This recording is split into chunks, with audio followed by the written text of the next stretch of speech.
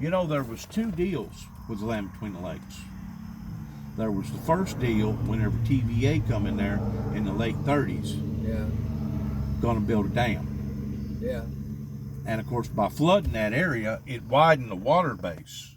And by watering the water base, they was fixing to put a lot of real estate underwater. Right. So they had to cough up a lot of cash towards pushing people inland the areas that was going to flood. As a matter of fact, there was a whole town called Birmingham.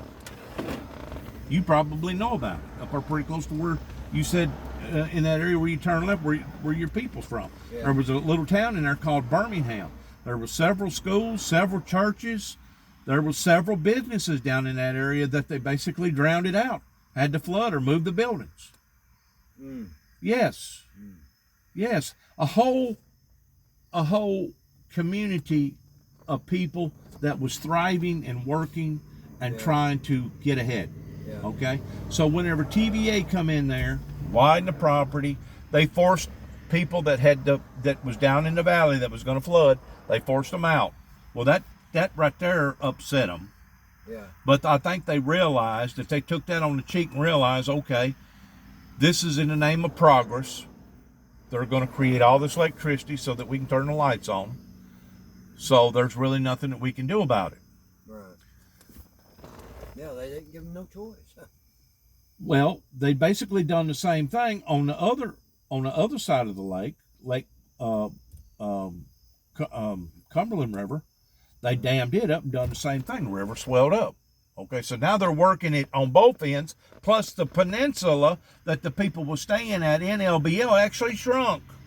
It not only shrunk on one side, but it shrunk on the other side too. So now you've confined all them people in this one little area. Yeah. I was told that beyond the 30s, people went to making moonshine, and the moonshine industry went wild. Yeah. Between the 30s, actually the 20s, after the Prohibition Day, and they had a big business towards taking moonshine to Indiana and taking moonshine to Illinois up to Chicago. Big business. My granddaddy, over at the hitching post in Aurora. Okay. You know that steel they have out there on display? Yeah. My granddaddy built that. He did. And he used the old Fenton Over by Airport. the Golden Pond? Yeah, he used the old Fenton Airport over there. Where was it located? Right as you're going across the new bridge that they put up over Kentucky Lake. Right there on the right-hand side. That's an old airstrip right there. It is. That's called, that's Fenton. And that's the old Fenton Airstrip. But that's on this side of the lake. That ain't in the LBL side. Yeah, no, it's on the LBL side. Oh, really? Yeah. I didn't know that. See, my granddaddy used that years ago. Several big wigs from Chicago would fly down and pick up shine from him. All right. They tried to rearrange things. There was a campsite, and I done forgot now the name of the campsite because it's actually off the paperwork right now. But it's going down towards the Tennessee side, over towards Joanne or somewhere over in that area, right before you get over to, actually, it's splitting Kentucky into Tennessee. They built a park right there in probably the 40s. I'm going to say either right around the World War II or right after World War II. TVA did. And it must have flopped. Because the concrete asphalt's still there.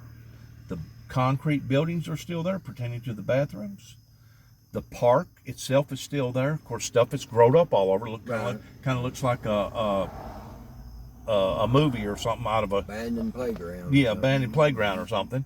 And the picnic tables are still there. That's made out of concrete. Right. But that failed. Right.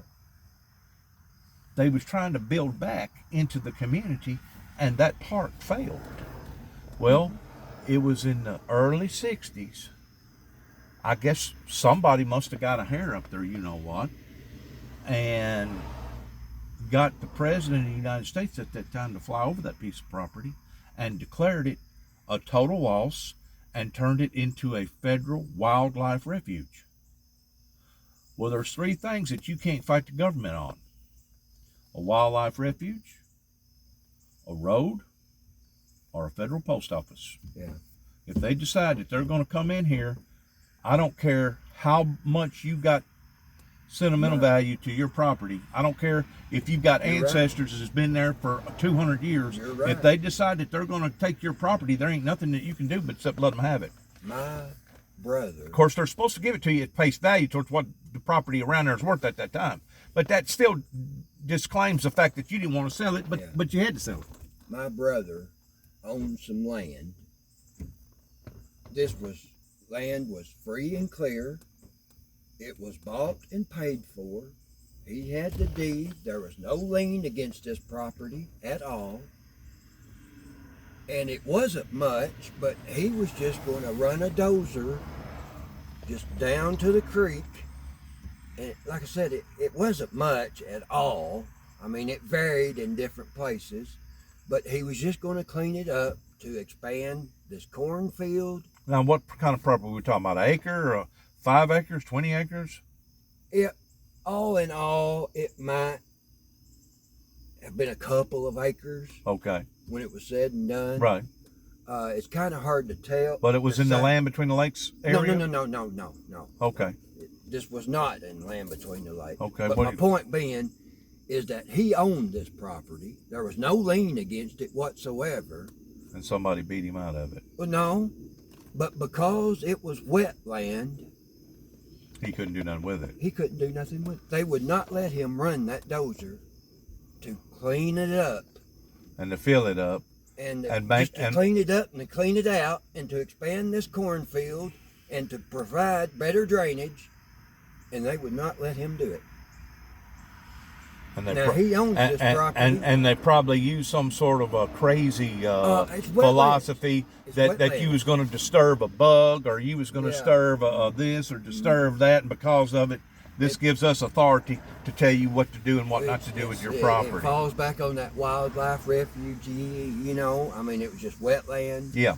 And but the point that I'm trying to make is whenever Kennedy flew over that piece of property, that little peninsula. And between him and some state senators that made a decision that they was going to turn it into a federal refuge, that basically was the dagger in the rest of the people's hearts towards ending their dreams and their desires towards ever having a thriving community in land between the lakes. Right, yeah. And of course, they went from being mean then from being meaner. Right. Because it wasn't nothing unusual for them to lose, I've been told, sometimes 4, 5, 6 revenuers a year that would just up and disappear because they would be out there walking around and they'd come across one of those steals, and the next thing you know, they'd wind up disappearing. They'd probably wind up floating down the Tennessee River or over on the other side of the river. But the fact of the matter is, whenever Kennedy done that, I truly believe with all my heart that the assassination of President Kennedy had something to do with the property about 25 miles from here, right up the road, whenever he made that decision to declare it. Yes, sir. And the reason why is because they had a predominant business that they'd built up throughout the 40s and the 50s. And now you're talking about 1963. They come in there and basically put a stake in their hearts and said, we want you all out of here. All of you out of here. Okay?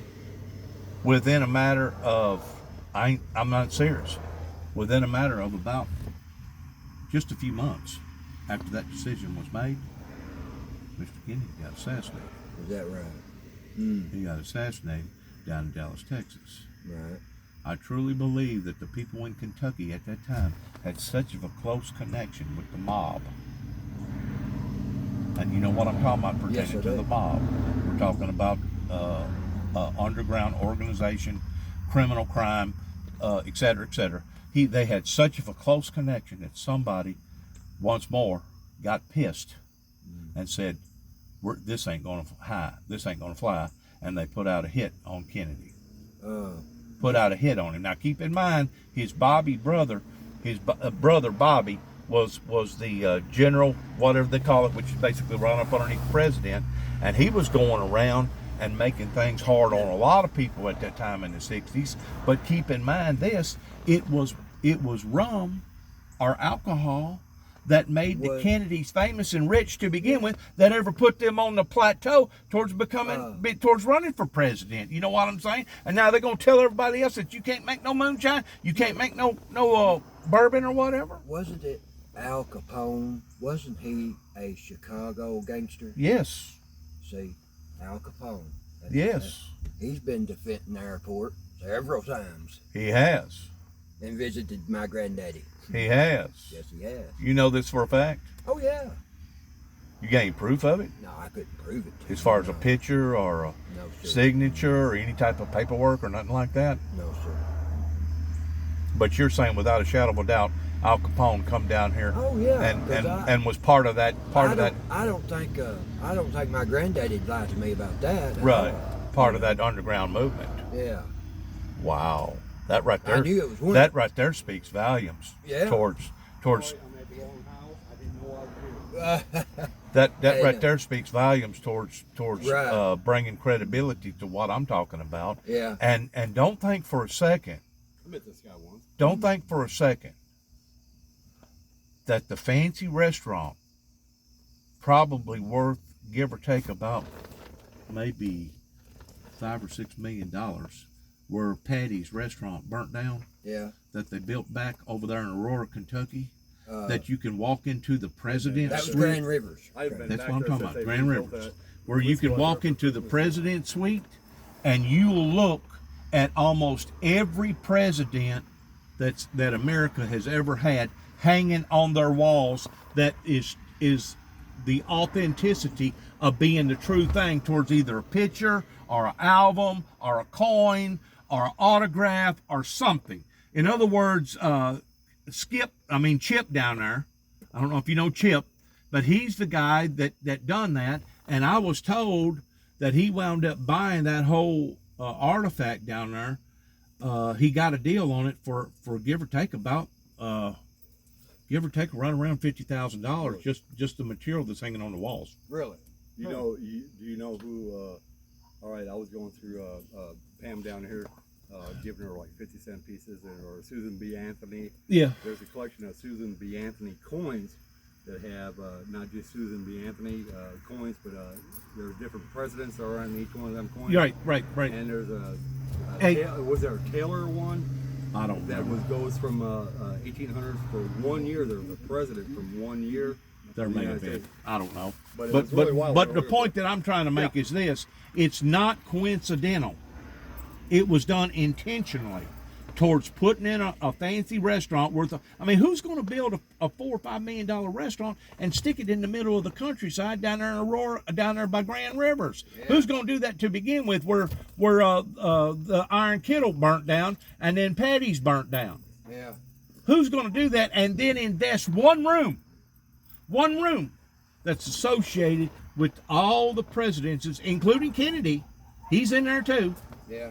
Who's going to invest that kind of money and do something like that on the water's edge, right there around a bunch of river rats in the middle of Timbuktu, unless what I'm talking about pertaining to the assassination of Kennedy doesn't have something to do with it. Right. Now, the reason why I picked up on this information, keep in mind, I lived in Land Between the Lakes, living like Jeremiah Johnson in total for well over a year. Living primitive. Where do you live at? Living primitive, okay? Yeah. Living primitive. So while I was up here, I took the initiative towards going to various people's homes and various communities around here, and I would do interviews with people, just like you talking to me about Al Capone. I didn't know that Al Capone had been in the airport right down here. Yeah. I'd heard something about that, but I thought it was maybe just a hearsay, a hit and miss thing. Mm-hmm. But, whenever you talk to people and they tell you the same story again and again and again. I've been to people in Dover and done interviews with people in Dover, Tennessee, because they had to basically go through the same thing whenever they sacrificed all that ground over there that LBL basically stole from them people. Yeah. So what I'm talking about does make some sense. Sure, and there's a few people, very few people that's living that could tell the truth pertaining to why the hit was ever put off on the President Kennedy to begin with. But I promise you this, it had something to do with what went on in LBL in 1963, because after that decision was made, within a matter of a month or so, he was dead. You're right. All that information's just about gone. He was dead. Yeah. And What year is this car? And see, I stumbled upon all that towards going around and doing interviews with people here and there and there and here. And I collected a lot of material, a lot of evidence. And I really believe that the people that works for Land Between the Lakes, Gary Hawkins, Lisa Hawkins, Dwayne Camry, badge number 1414, basically the administration right there beside Golden Pond, I truly believe that I stayed up there for so long that they got sweaty palms. Oh, yeah? They got nervous. Yeah. They got to thinking, why is this man spending so much time up here and he's from Tennessee? Right. Why is he doing this? Okay. Yeah. Yeah, that's very true. So because of it, they tried to set me up. They tried to entrap me. And by entrapping me, they tried to scorn me by marking me towards being a homegrown terrorist, like I was going to have something to do with trying to blow up something pertaining to the Kentucky Dam. Not once, but twice within a 10-day period. While I was staying in a campsite at Aurora, Kentucky over there, I think it was called Earth Daddies or something like that, staying at a campsite, and I told you about all them people that drove. Well, I showed you the piece of paper. Verifying that occurrence actually happened. I mean, whenever somebody is trying to give you a black eye towards saying, well, he's got a bad driving record, or somebody's going to try to give you a black eye by saying, well, he's got a bad work ethics. Right. You don't want to hire him. He's got a drinking problem. He's liable to be there one day and not there the next. That's one thing. But whenever you're trying to bury in somebody and putting them in the category towards being the Taliban, Bin Laden, exactly. Yeah, that's something else. Saddam Hussein, a known terrorist that's out to destroy and harm and hurt their own people, buddy, you've went down into a category that you have no business coming down into unless you can verifiably prove that I am a bad guy. And that's exactly what my government tried to do. Not just the federal government, but your government, the Kentucky government, also the Tennessee government, also the Oklahoma government, towards trying to brand me as me being a homegrown terrorist. And guess what? I've never been violent. I've never been hostile. I mean, other than maybe getting in a fighting two whenever I was growing up in elementary school, that's been the extent of it. Right.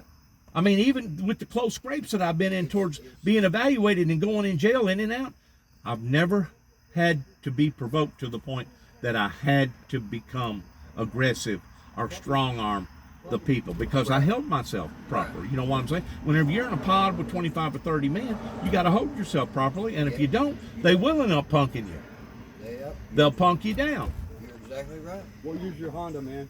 It's a 99. Yeah, I had 2001. Free car, boy. Honda Accord. He'd buy my van, man. I'll trade you.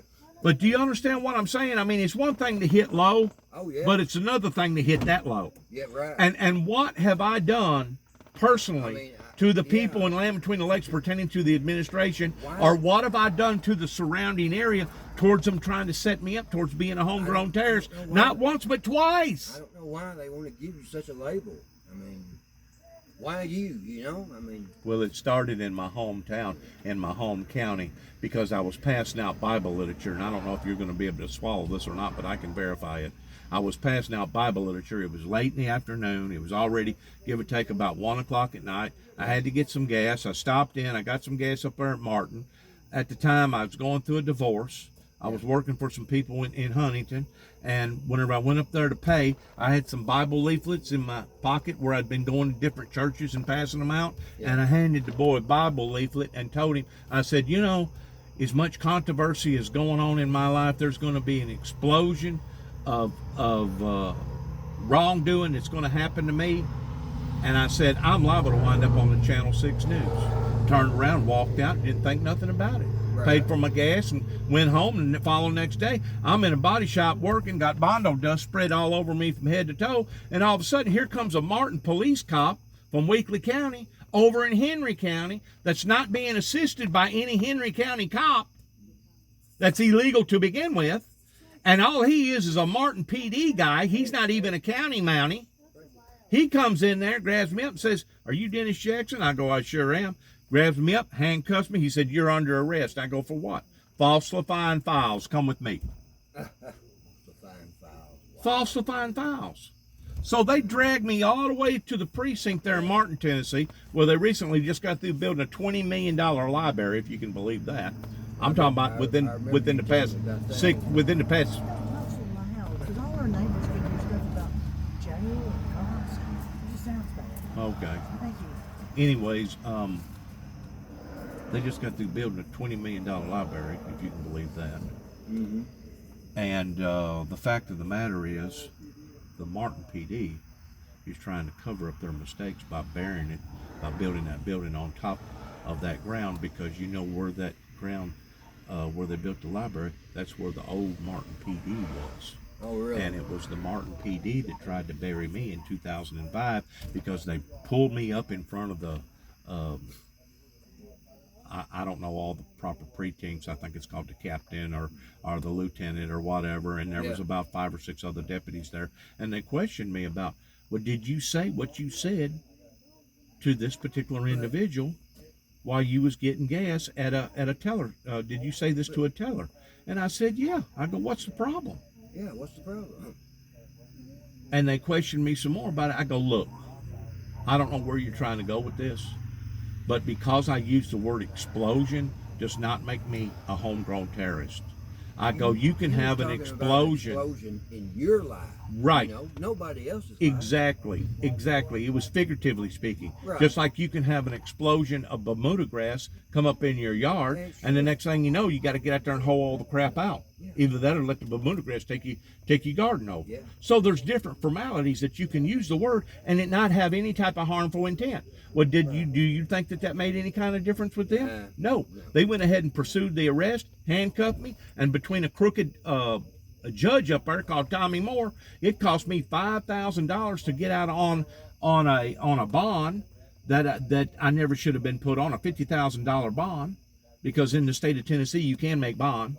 It ain't like Kentucky. Well, you can make bond in Kentucky, but only through a property bond. Right. In other words, you got to own property in Kentucky to be out on a property bond. And but as far as actually paying money to a bondsman, that's illegal here. They will not signify that no more. You cannot use property to get anyone out on bond. You cannot. Well, how do you get out on bond? You got to cough up the whole amount of money? You got to cough up cash. In other words, if they put you on a $25,000 bond, you got to come up with 25 grand? Yep. No ifs, ands, about it? Yep. They no longer take property bonds. Well, that sucks, don't it? Mm.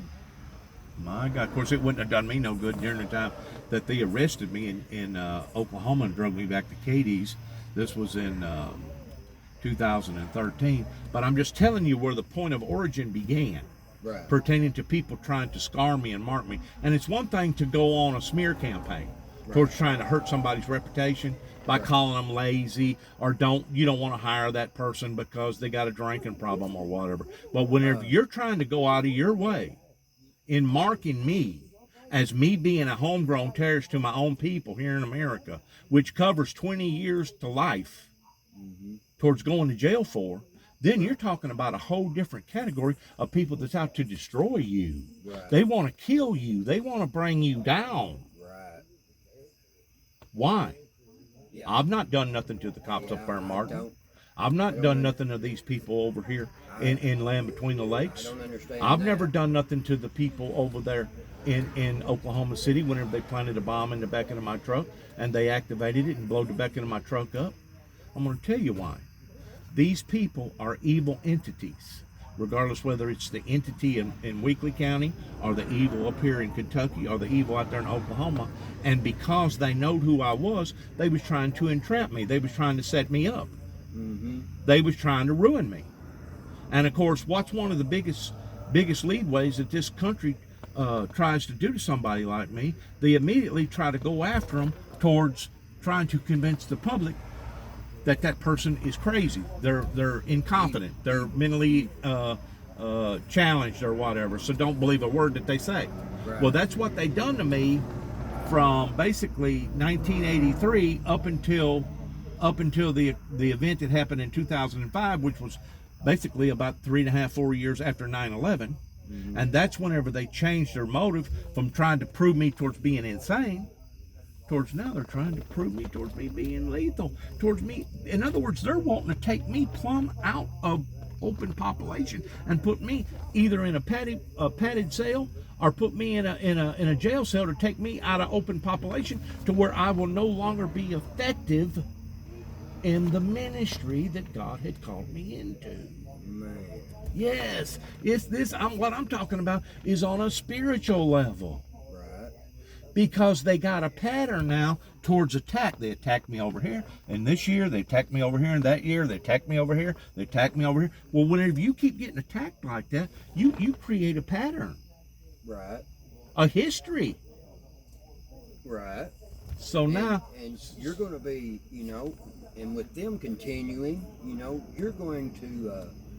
well, what they're trying to do. You're going to create some type of guard. Well, not only that, but what they're trying to do to somebody like me, they're trying to create a history on you. That way, every time they arrest you, the penalty gets a little more severe every time. Right.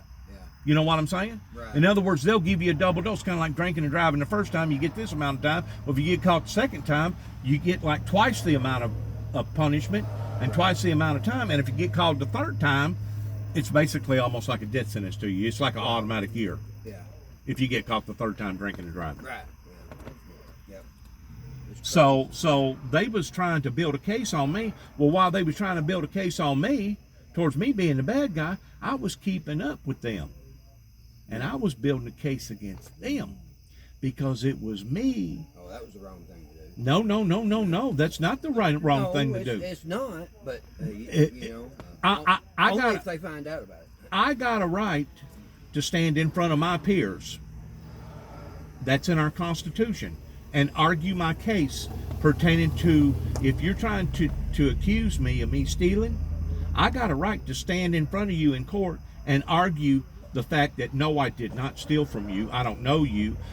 Is there any way that you can prove that I stole from you? And you got the same right. If I'm trying to gouge you with something, you got the same right towards defending yourself. Right. Yeah. Well, I got the same right of defending myself towards being attacked again and again and again by my own people and the government. You keep in mind, in 1983, it was me that called the White House that told them that I was going to be the Antichrist, and before the poison arrow struck the place of my skin, that I was going to vanish or disappear. That was going to be whenever Gabriel blowed the trumpet, and God was going to call his people home pertaining to the rapture. Mm-hmm. So this is all dealing with spirituality stuff that I've gotten caught up in, that they've almost ruined my life right here in Kentucky. And I was just wondering if you had any type of pull or any type of clarity or any type of anything, or maybe the person that I bought the camper off of does. I got to find somebody that's hooked into their politics up here. Yeah. No, sir. I don't know of anyone of that description at all. Because you've never associated yourself with those type of people. I haven't. I sure haven't. In other words, you haven't run for county mayor or city council, or in other words, you've never been associated with any type of politics here in Kentucky. No, sir. I have not been. It may be wrong of me. But no, that's fine. I mean, do you even vote? No, sir. I don't even vote. See, you're not a participator in the political thing, and because of it, it you don't stick your nose in other people's business, and you don't want them sticking their nose in yours. Exactly. You're exactly right. And there's nothing wrong with that. There's nothing wrong with that concept. There's nothing at all wrong with that concept. Well, man, I hope not. You mind your business and I'll mind mine, and we'll meet in the middle and say hi and bye to each other, and that'll be the end of it. I have worried about that at times, but I just. Well, you know that they're not honest, right? Oh, because you done told me about the doctor deal towards them going after his son. Yeah. And they wound up confiscating this vehicle, and your friend that Right. you already knew that wound up turning you on to the ideal towards what was going on, and that's whenever you wound up getting a sweet deal out of that. Yeah. But you know, if they're willing to do one person wrong, how many more of the thousands are out there that they've done That's wrong? very true. They tried to bury me. Yes, they did. They I'm tried to sorry. bury me. I'm sorry to say, but yes, they did.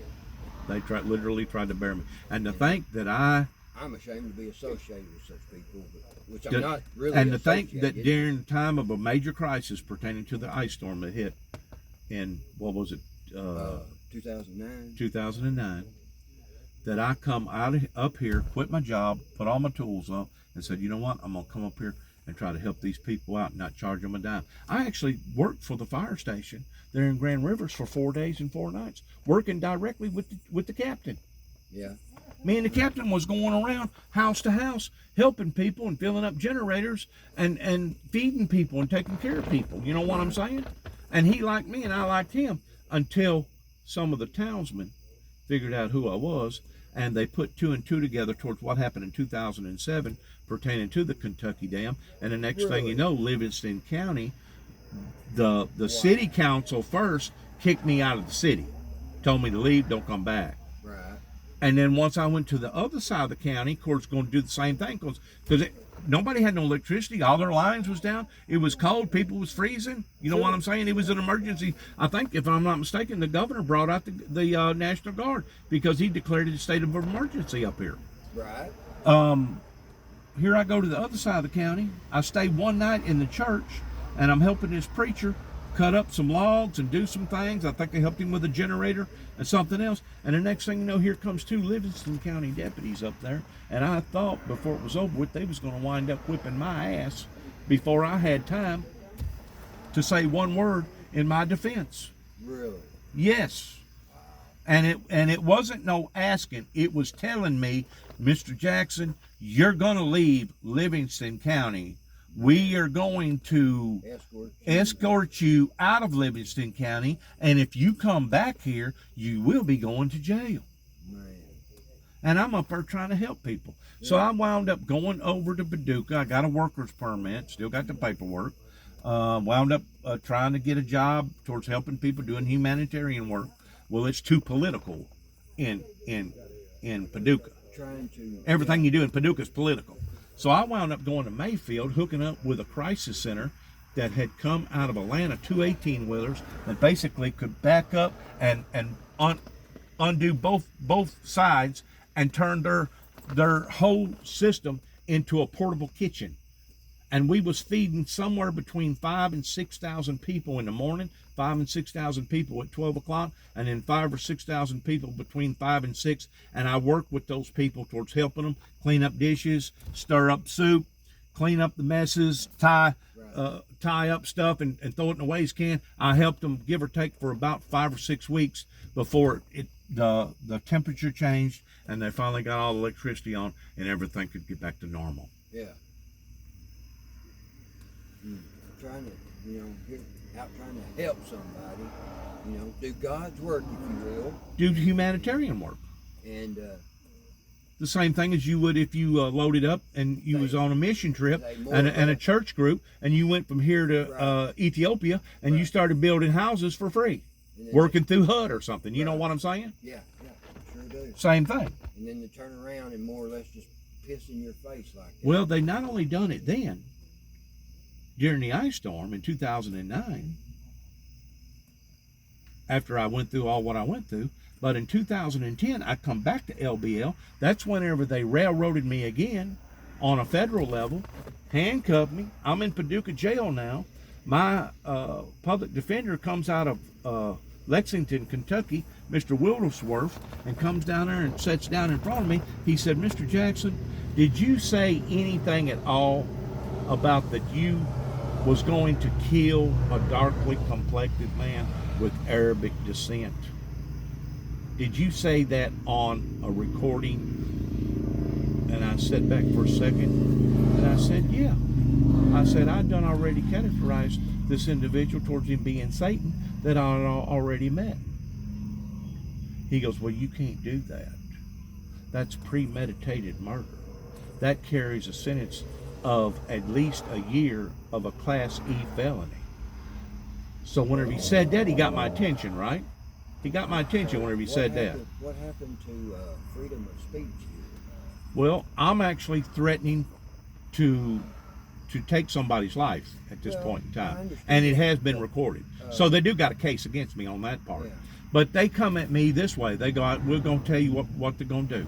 If you'll go through an evaluation, and whenever you come back, if everything's okay, we won't persecute and press charges on I you. threaten my grandson on a daily basis, but now I don't really mean it, but I do say it. It's one thing for it to be a vital threat. It's one thing to just say it. All right, this is the point that I'm trying to make with you. I went to MCC in downtown Chicago and got studied like a laboratory rat. Mm-hmm. It took almost 6 months of my life out. By the time it was over with, now I'm standing in front of this federal judge in Paducah, Kentucky. I got the people that's against me over here on this corner from the land between the lakes. The judge opens up the paperwork and he looks at me. He says, if there's anybody that I can give an A+ student to or an inmate to, it's you. He said, according to these records, you cooperated with this, you jumped over this hula hoop, you jumped over that hula hoop. He said, I've never seen nobody score on the level that you scored on. Yeah. And they immediately gave me back what money that I had in commissary and stood to their word towards leaving me alone. Yeah. But they put me on a 2-year probation and told me to leave the people in Land Between the Lakes alone. Well, I did. I left them alone for 2 years. I didn't call them, didn't contact them, didn't send them no emails, didn't send them no smokestack signals. Left them alone. Matter of fact, done my best to stay out of Kentucky. Mm-hmm. And after the period was over with, I called Land Between the Lakes one time only in the office, and I left them a message that what that they had done was wrong and that I was going to report it and reveal it to the world. Waited about 90 days, made another telephone call to a forest ranger called Gary Hawkins on his personal cell phone and basically told him the same thing. I'm going to report you. What you done to me is wrong, and I'm going to reveal it to the people. Hung the phone up, didn't think nothing about it. This was the span between a 90-day period of telephone call number 1 and telephone call number 2. At the very, very most, they could have gotten me for telephone harassment, but because it's a federal park over here, they turned it into a federal charge from 1 to 5 for stalking in the 1st degree and went all the way to Oklahoma to pick my ass up and drag me back to Trigg County to Kentucky. Like I was a stalker now. In other words, they couldn't get me. You can't say that. In other words, they couldn't get me for being crazy. They couldn't get me for being a terrorist. So now they're trying to get me towards being a stalker. Yeah. Man, the methods that these people are trying to do, because I done already went through 2 evaluations. One of them was at Four Rivers, Kentucky Behavior Center there at Mayfield. I'm sure you've heard of that with you being here. And then the other one was a federal study. Well, now they're wanting to take me to a state study. Take me to way up in the northern part of Kentucky. Yeah. Way like 300 or 400 miles away. Right. Man. Yes. Yeah, you got to be careful with your words nowadays. They was trying to ruin my life, wasn't they? Yeah, absolutely. Stacey, we're going to go see Yeah, I don't know what her holdup is. Huh. Well. So let me ask you something. If you had a smear tactic that was done on you that way, and you know that you'd been called to God towards being a minister of God, and you know that you was part of something that happened during the Reagan era that helped to develop the ending of the Cold War pertaining to what went on over in Russia pertaining to the falling of the Berlin Wall, if you knew that you was a part of all this and you had proof of all this, you could verify all this, would you not be like me towards wanting to clean your name up? Yes, I would. Yes, I would. Yes. I mean, they probably think because I'm 60 and I've got on disability and basically I'm just going to live out my life as a quiet citizen. Right. That he'll just eventually drift away, and we won't hear no more out of Mr. Jackson. Right. But every time I can, I get somebody like you or some other person, and I do a live interview, and I record it, and I put it on my YouTube channel, and I put it out there to society, because I'm going to tell my story towards how people done me and what they done, and how that they broke the law in doing what they done. Right. Yeah. They went all the way to Oklahoma to pick me up over 2 telephone calls. I was making almost $2,000 a week doing body work. Yeah. And then put me on Risperdal that caused me to get obesity. Because they didn't like me. They didn't like me. I become too personal with them towards staying up there in the woods like Jeremiah Johnson for about a year. They got to thinking about it, and they got to figuring out, what the hell is he up here to begin with for? You know, because you got to admit that administration up there has went through pains in the past 20 years or 30 years pertaining to different people that did have a stake in that property up there. I mean, they've had meetings, several meetings, where they come together and make decisions towards what they're going to do in the future pertaining to how that they got bambooed up there pertaining to LBL. So it's no doubt that they're roughed up. But you know what? I don't have a stake as far as a piece of property up there, because I've never owned a piece of property, and my ancestors has never owned a piece of property. But what I did do, I planted a Native American Indian sacred site right in the center of LBL that basically puts the brakes on, because what they was going to do, they was eventually going to let people like you die out. That they didn't have to worry about a confrontation, and they was going to open that property back up for the public, and they was going to sell it. But instead of selling it for $14 or $17 or $27 an acre, they was going to be selling it for more like $250,000 to a $500,000 an acre. Yeah, that was going to be their cash cow. You know what I'm saying? People done had their eye on that. Well, we'll open this back up. And of course, the common person like me and you, it'd have been way out of our league. You know, the only people that could have afforded anything like that would have been crooked judges or lawyers or ball players or people that made successes in their lives that could go up there and spend $3 or $4 or $5 million on a home and property. They basically done the same thing down below Pickwick Dam, because I done a study on it towards what TVA done. They basically inundated a piece of property up there on the Mississippi side, and then a few years later they released it, and they privatized it and gave it back to the people. And my God, there's homes up there right now that probably would go for $3 or $4 million. Oh yeah, absolutely. Yeah, because if you're right next to a body of water, and you got a good view, that's the same thing as you being out on the ocean somewhere, having oceanfront property. Yeah. Lake views are worth a hell of a lot more than lakefront, you know. Yeah. But I'm just trying to tell my story, and I want, you know, it's understandable. Yeah. And I want people to understand that I've been a victim throughout all this. I didn't ask for all this. Right. I didn't threaten to blow up their dam the first time, and I for darn sure didn't threaten to blow up their dam the second time, whenever they come up there and interrogated me for about 2 or 3 hours in the middle of the night while I was standing there in my PJs being ate up by mosquitoes at Earth Daddy's campground. Yeah. But man, that just tells you how desperate that they was towards wanting to get rid of me. They wanted to get rid of me, and on top of that, they used me as a playing tool, because it gave somebody the move towards being able to build a $400 million bridge on the other side of the dam, and basically shut the Kentucky Dam down, and now it's a parkway where you can fish off of it. You can use it for a walkway or whatever. As far as the actual traffic of it being a roadway now, it ain't a roadway. Yeah, you can drive down it pertaining to the maintenance people and the service people, or you can drive down there and go fishing down there at the bottom of the dam. Yeah. But as far as it actually being a highway, no, it ain't a highway no more. They shut it down. You know why? Because they extended the highway just east of there. I guess it would be east of there, maybe north from there, and rerouted the highway, and now people go over that new bridge. Yeah. See?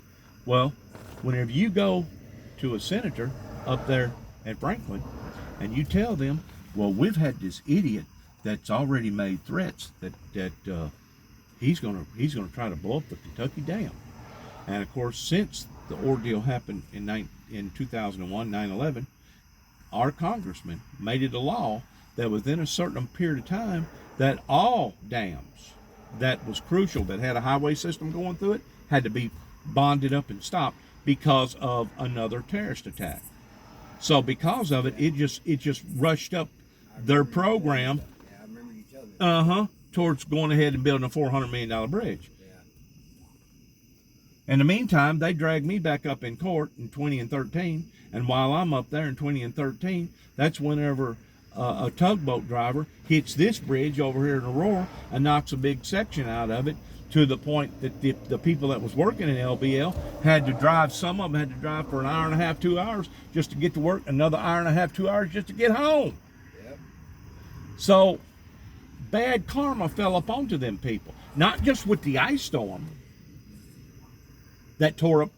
I was told that it tore up TVA antennas that went up into the air, 400 or 500 foot up into the air. Really? Some of the biggest TVA aerial antennas that they got, that just crumbled them up like a pretzel and throw them off into the river whenever that ice storm hit, because there wasn't no way for them to hold that type of ice. Yeah, too much weight. Too much weight. Yeah. So they not only paid for it towards me putting out a warning that there was going to be electrical disturbances, but then they paid for it again towards all the other activities that's went on around there. Man. Yep. And the whole time, I ain't wished them no bad luck. I ain't wished nobody no bad luck. No. You know, vengeance is mine, saith the Lord, and I've seen the Lord fight my battles for me. You have to pray. I've seen the Lord fight my battles for me. Yeah. Right. Tracy, I know I've taken up too much of your time. You're good, bud. You're good. But Your boss man, I think he's got some issues, health issues going on right now, don't he? Seem like he does. I don't know. issues. I mean, I don't know about health issues, but issues. Well, we all got issues.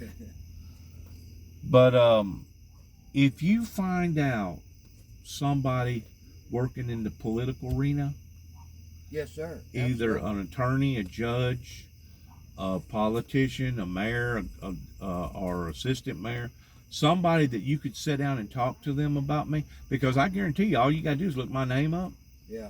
and there's, I mean, it's right there.